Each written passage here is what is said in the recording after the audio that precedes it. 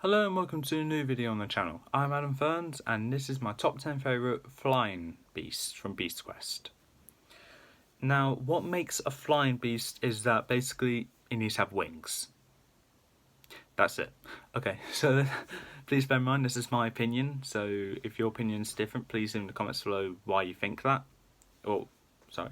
Why? No. Please leave in the comments below what your favourite flying beast is, and we can have a good conversation down in the comments below. Please be respectful though, as not everyone's going to agree with you.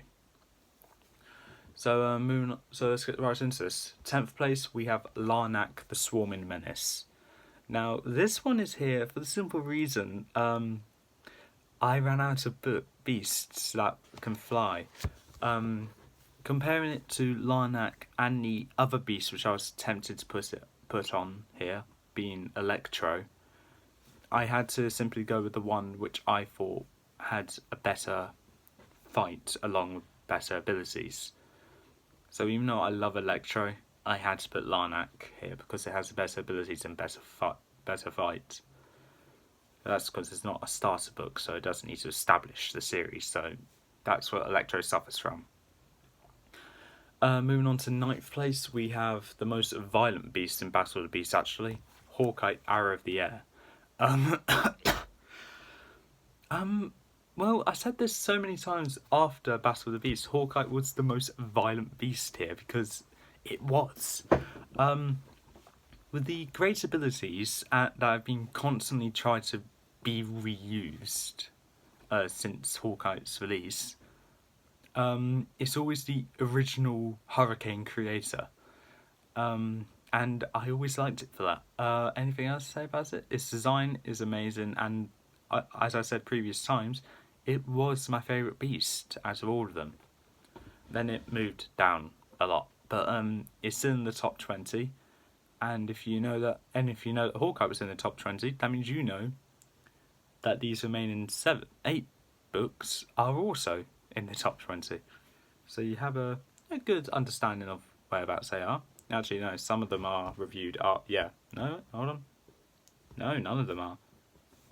None of them, I don't think, were reviewed after series 20. Just trying to check. No, they haven't. Ooh, okay. Going on to 8th place, we have Thurno the Fire Dragon. Now, Thurno the Fire Dragon is the original beast. I need to give it credit for that. It's the original beast, so everyone needs to like it.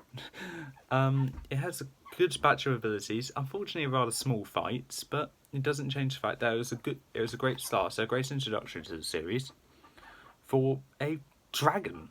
So yeah, moving on. Let's go to a better dragon. I'm going to get hated for that. Number 7 is Stritor the Skeleton Dragon. Now, I know what you're going to say. Yes, it has wings. It even has a picture of it flying. And it's essentially Thurno, but without the flesh and scales. I just gave Stritor the edge because it has A, a longer fight, and B, better abilities, in my opinion. True, it can't disguise itself as a rock, but if it can blend in with the skeleton graveyard it had, and it can also disassemble and reassemble itself, so that's even better. Sorry, I don't know what's going on with me today. Okay, 6th place, we have Cressa the Winged Terror. I had to actually check that. It's a great special in my opinion. It's in my opinion, one of the better bug beasts when it comes to design. But the abilities are what you would expect. It's like Larnak or Solix. It can divide up into hundreds of millions of bugs. This is actually the original one, actually. But unfortunately, I think it suffers from the fact that it's a special, so not many people have actually read it compared to beasts in the main series. Then again, later series beasts like series 22 will also suffer from that as well. So yeah, moving on. 5th place, we have Spyros the Ghost Phoenix. it's a phoenix. And if you know me well enough, you know I like my phoenixes, so I need to give respect for all phoenix beasts. And Spyros is just hands down a good beast. Its story was actually rather intriguing. Its fight wasn't against Spyros, but that's not a problem. And the abilities are basically the same as Epos, but she had one extra bit onto her, which was I think it was going through objects with the ghosty ability, which all ghost beasts has. I'm gonna need to get some water after this recording.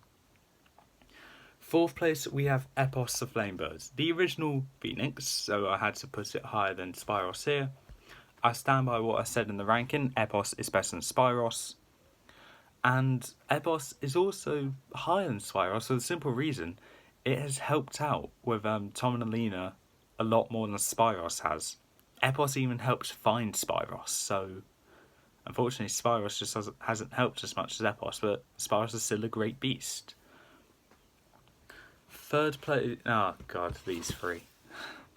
I love all three of them. But unfortunately I need to pick one.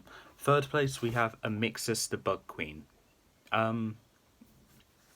It does have wings, so yeah, that counts. Like all of them do, actually. This one has the very good ability of camouflage, and it's a pretty important ability to have. Unfortunately, it didn't help her in Battle with the Beasts, but that's because its Slayer is actually later in this. And Amixis Slayer is later in this ranking, but also that Slayer's Slayer is also in this. Is also in this. So that's kind of a small circle there. Unfortunately, the Slayer's Slayer isn't in this because I believe the Slayer's Slayer was Torpix. So not here. So second place we have Carnivora the Winged Scavenger. Actually a great book with a great ending with the amazing fight of all the beasts of Tavarnia coming together to bring down Malvel and his army.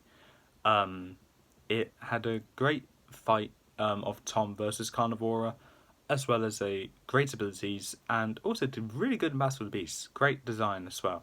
By far my favourite of Series 7. Unfortunately, it suffers from... Hold on, what does it suffer from? Oh yes, I know. Nothing. Because it suffers from nothing. The ending to the actual series was sad, but also pretty good with the reveal that Freya and Silva were trapped in Tavarnia, and that kind of caused Series 8 to come into play to get the Tree of Being so then they could come back. Which I thought was good.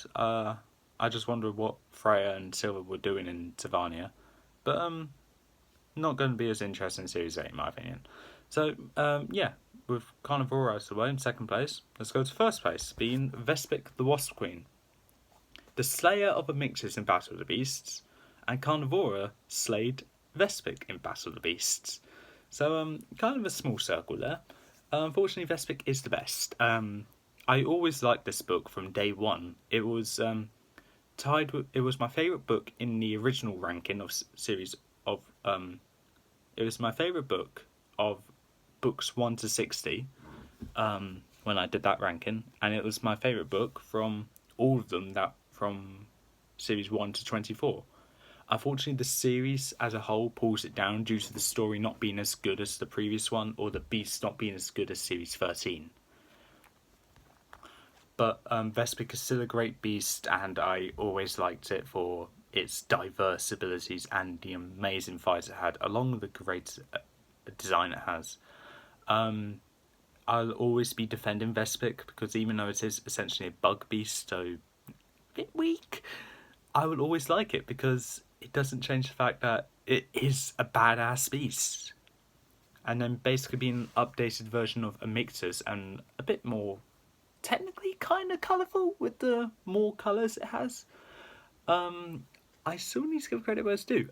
It has what looks like to be a crown on top of its head to make it actually look like a queen. I'll show it again at the top there. But it does also look like lightning staff. So even though that's probably not a resemblance, it could be foreshadowing maybe to Kensa and Series 11. I guess maybe not.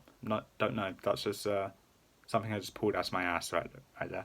Anyway, that is actually all for this time, and that's all the videos I'm uploading for today. If you like what you saw, leave a like, leave a comment, don't forget to subscribe, press that notification bell down in the corner below. Hope you liked all 3 of these rankings, all 3 separate videos, and I'll see you next time.